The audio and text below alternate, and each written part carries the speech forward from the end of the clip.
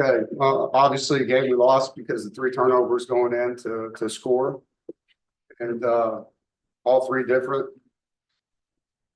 but all three costly. I mean, you would hope that you'd at least get 9 points, three trips into the red zone, and come up with 0 on all three trips, and you lose by one score. Obviously, that dictates the outcome of the game.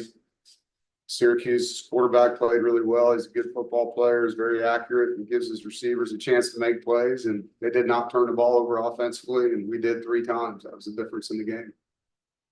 I am proud of how our guys finished. We were down. To see them come back like that shows me they got a lot of fight. And so I am proud of them for that, for coming back and fighting and giving us a chance to, have one possession game there down the stretch. Noah, go ahead. Hey, Coach, you talked about the 3 turnovers. How deflating for an offense is that to move the ball and just have it get taken away down toward the end of the drive? I mean, it's one of the tenets of our program. We're undefeated in the last 5 years, and we win the turnover margin. Talk about it every week, and the guys know it. And we got to do a better job believing it. It's the most important thing on the whole field is the ball. There's a reason they named the game after it, and we're not coveting the ball enough on offense. And obviously, they did a better job of that than we did with their offense compared to ours and their defense compared to ours. So that was the game. And 3 times we just marched right down the field. Did a really good job moving the football, converted on those third downs, made some plays. And each time we got down there, it was a different player. And so, we got to get back to protecting the football. That's how you win games. Jaden, go ahead. Speaking of the offensive progression, how would you kind of evaluate what you saw from CJ today?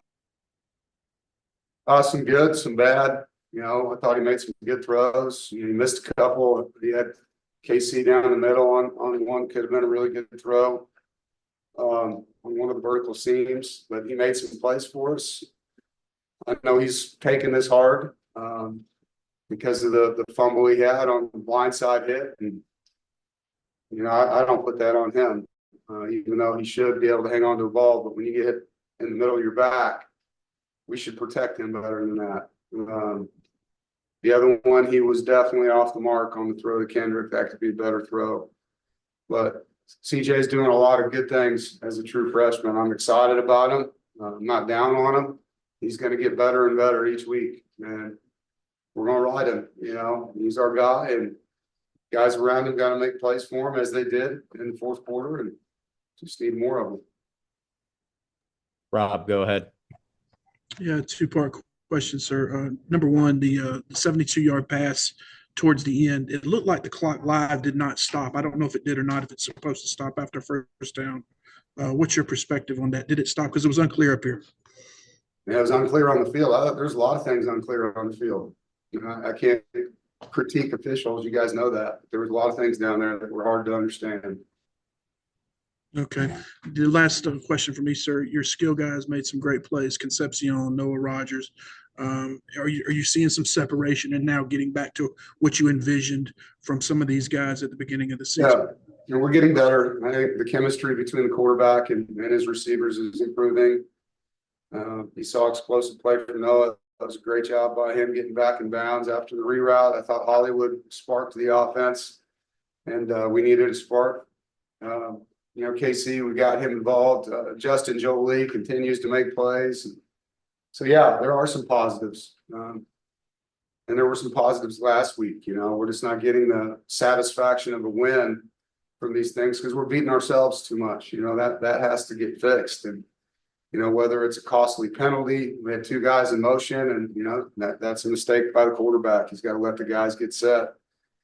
Or a turnover, Fastest way to lose a game is to beat yourself. We've been pretty good at that around here, not beating ourselves over the last 4 seasons. And this year, we got to get back to it. And this team will continue to work. They'll continue to get better. And there's some good young players. And so we got to let those guys mature and play for their quarterback. Colby, go ahead. Yeah, Dave, what did you think about the atmosphere and the crowd here tonight at Carter-Finley? Oh, it was awesome. Crowd was great. Very thankful. Thought the uniforms looked great too. Crowd was awesome, man. They were loud. They were into it. It's been a while. Obviously, it's our first Saturday night game of the year, and so it took 7 weeks to get one. With the first game being at night, but it was on a Thursday, so it was great to have a weekend that way. Thankful to the fans and to the student section, and they were great. And I know they're frustrated by the outcome of these games, but just hang in there. Some good young players that are fighting hard for you, and they're going to keep getting better. Ethan, go ahead. Hey, Coach. Syracuse finished this game 8 of 15 on third down and 1 of 3 on fourth down. How would you assess that side of the ball's job on those potential drive-ending plays? Yeah, we had opportunities for sure. A lot of third and mediums, and they made more plays than we did. We got to have tighter coverage. We missed Brandon Cisse tonight for sure. One of our best defensive backs. We missed having him out there. Missed not having, number 10 on defense. And, when you're missing good players on a certain side of the ball on key downs, it shows up, shows up. And so was it good enough? No. We expect to be better than they were 8 of 15. So 50%, we expect to be better than that. Obviously, fourth down, they were only 1 of 3. So it means we were 2 of 3. That's pretty good. And it's the third and medium area, where they converted on some slants and just really tight coverage throws, good catches by their guys. And we got to have tighter coverage to be able to break those up. Noah, go ahead. Hey, Coach, you talked about the fight from your team at the end of the game to make it a one-score game. What do you say and what's the message to this team kind of moving forward from this loss and trying to keep them together? And you talk about a lot of young guys playing in big roles. How do you try to keep their spirits up moving forward?